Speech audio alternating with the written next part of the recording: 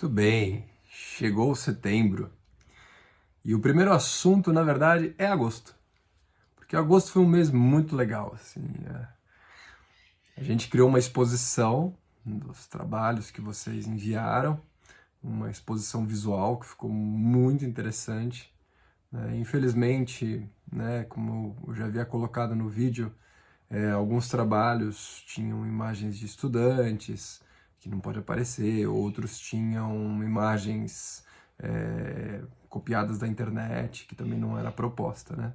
E eles acabaram não entrando na curadoria, mas muitos entraram e fez sucesso, viu? Porque eu sei, porque agora eu estou circulando, eu estou conversando com os DPEDs, coordenadores, nas DREs, então, como eu estou ficando cada vez mais próximo da escola e de vocês, eu tenho ouvido alguns retornos muito legais, assim, né? E eu achei muito interessante a gente poder ter um percurso em que fosse mais aguçado o sentido, sabe? Quer dizer, no primeiro você produziu, o segundo percurso foi um jogo, né? Um jogo que eu propus com vocês, porque o lúdico é super importante, eu acho que nós não podemos perder a questão lúdica, né? Então eram slides ali que tinham, né?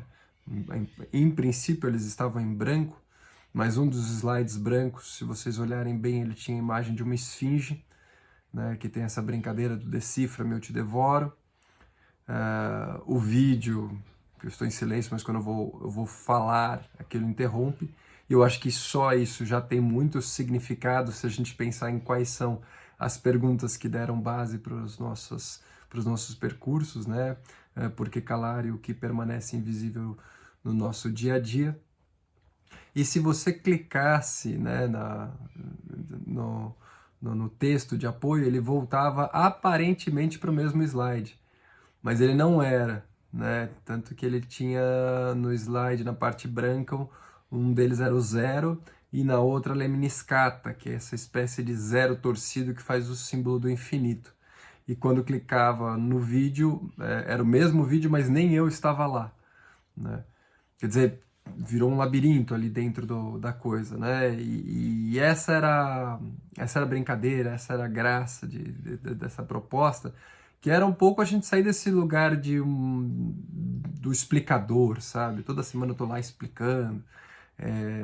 Se por um lado eu dei uma aliviada para não pegar vídeos prontos da internet, nem grandes textos, eu mais falando, nesse eu resolvi nem falar, eu agi com aquilo que é a proposta, né?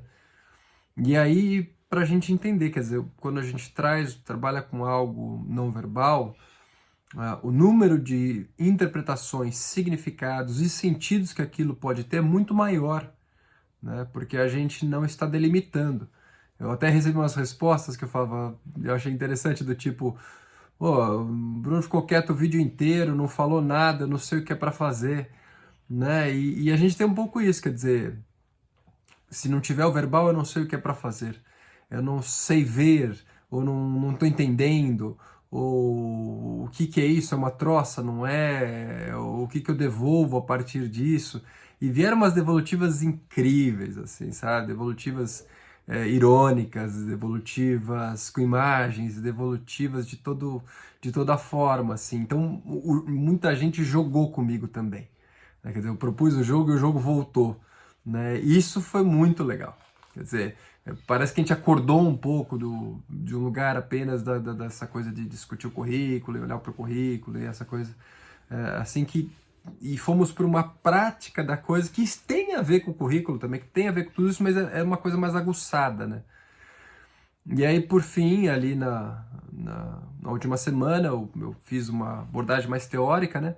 Do que são as funções ali dos textos culturais, os signos, de acordo com Yuri Lotman, porque isso é algo muito forte na EJA. Porque a arte e a educação física são as disciplinas, os componentes curriculares do não verbal, né? E a gente, em geral, fica muito, os nossos estudantes, né, ficam muito ali na função comunicativa, e acha que isso já é, de certa maneira, estar alfabetizado ao não verbal. E às vezes a gente vai para uma coisa mais complexa e aí já dá um tilt, né? Já dá um, putz, mas e agora? Como é que eu lido com isso? Como foi, por exemplo, o segundo percurso. Como é que eu lido com uma coisa daquela? Né? Ou com outros textos culturais que têm esse não verbal e com muitas camadas, né? Às vezes, né? Quer dizer, uma cor pode significar uma coisa, um silêncio, um gesto, né? Uma postura, né? E isso envolve arte e educação física, né? Tem até gente que falou, o Bruno tá puxando mais para arte, não sei o que. Olha, eu não estou, porque eu coloquei questões políticas, né? Porque calar o que permanece invisível no nosso dia a dia para pensar as duas disciplinas. E eu pedi um registro fotográfico, eu não pedi produção de fotografia, eu não dei aula de linguagem fotográfica. Não falei de regra dos terços, enquadramento, outras questões assim. Né? Então, quem é da educação física poderia ter usado essas perguntas dentro dela. Né? E aí fechamos o nosso percurso, vocês me mandaram de volta uma segunda rodada. E aí foi muito legal assim, a segunda rodada, porque algumas pessoas fizeram um trabalho que dialoga com o primeiro. Teve gente que dialogou o primeiro e a proposta do meu segundo percurso e mais uma outra coisa. Teve gente que foi para outro lugar, mas ainda pensando essa questão. Ah, tiveram muitas coisas assim, e infelizmente também pessoas pegaram, também professores pegaram a imagem pronta de novo na internet, que não era o caso, ou ficaram muito no verbal ainda, quer dizer, tinha que ter uma coisa escrita e tal, né? É, e eu sei que é difícil, mas né, a gente precisa aguçar os nossos sentidos para essas coisas não verbais. Né? E tem até uma palavra para isso, né, que acabou entrando até na BNCC, não sei como, né, mas ela vem de um estudo aí que é uma palavra chamada estesia. Quer dizer, sair da anestesia dos sentidos. A gente está muito bidimensional, a gente está muito celular, muito, né, a coisa ali com duas dimensões. E a gente precisa acordar mais esse corpo, né, e, em todos os sentidos. E os sentidos, eles são prioritariamente não verbais. Né? O nosso próprio pensamento ele está sempre em organizações não verbais e verbais, né? Lidando com esses diferentes signos. E isso é algo muito importante para nós trabalharmos com os nossos estudantes. Eu tenho trabalhado isso muito com os coordenadores também, numa perspectiva inter e transdisciplinar. Tenho trabalhado isso com os GPEDs também e com vocês também. E neste mês aqui a gente vai para vamos sair um pouco da fotografia. Eu vou depois mandar para vocês, não agora, porque eu gosto de fazer uma coisa, um acabamento bonitinho para mandar para vocês. Eu quero ter um comparativo e deixar mais ou menos a mesma sequência de imagens, né, das que vocês fizeram da segunda rodada, para que vocês possam ver, né, o novo, aquilo que veio como segundo. E eu pedi para vocês fazerem isso de novo porque é um conceito, né? E aí eu trago Deleuze para falar disso. Deleuze fala muito de repetição, porque a repetição não é nunca o igual. Quando eu repito um procedimento, eu repito uma ideia, eu começo a aprimorar, eu começo a enxergar o que eu não estava vendo, eu começo a ampliar minhas ideias e meus horizontes. Por isso eu insisti um mês inteiro numa mesma coisa e eu vou insistir ainda um pouco nela, trabalhando com pequenas nuances, para que por meio da repetição nós possamos ter um desenvolvimento sensível dessas linguagens não verbais. Lembrando sempre na educação física e na arte.